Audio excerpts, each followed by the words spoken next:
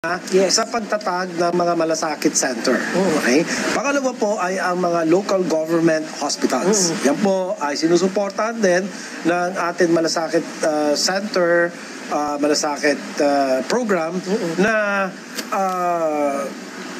sinulong po ito ng ating magaling na senador na Christopher Lawrence Bongo, at pasalamat ang taong bayan kay Ginoong Senador Go dahil siya ang talagang tumutok na sa batas ang kanyang malasakit center na kung saan inspirasyon nagmula sa kanilang health system sa Davao nung mayor pa si Pangulong Duterte na talagang nakita nila ang hirap ng mga pasyente na pupunta sa mga iba't ibang ahensya ng pamahalaan para lang makakuha ng ayuda.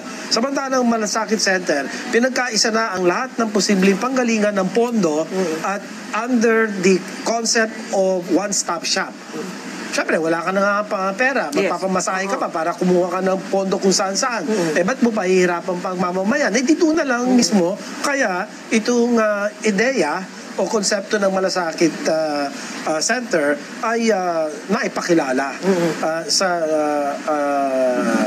liderato ni Senator Bongo. Ngayon, pwede silang pumunta.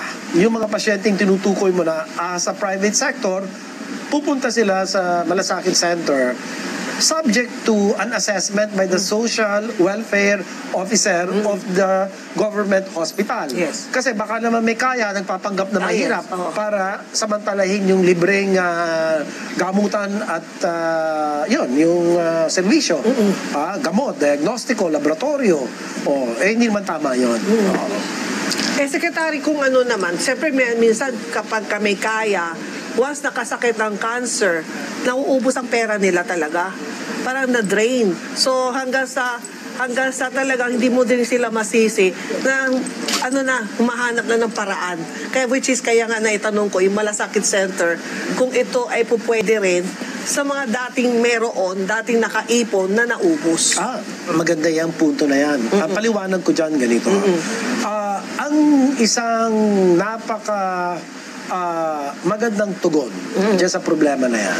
Kasi alam mo naman, ang sakit, ang kamahalan ng gamot.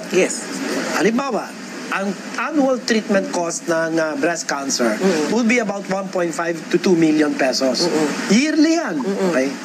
Kung si nanay o si ate nagkaroon ng breast cancer, ako ang breadwinner. Ako po ang may trabaho. Halimbawa, ako'y pulis o ako'y isang teacher. Sabihin na natin,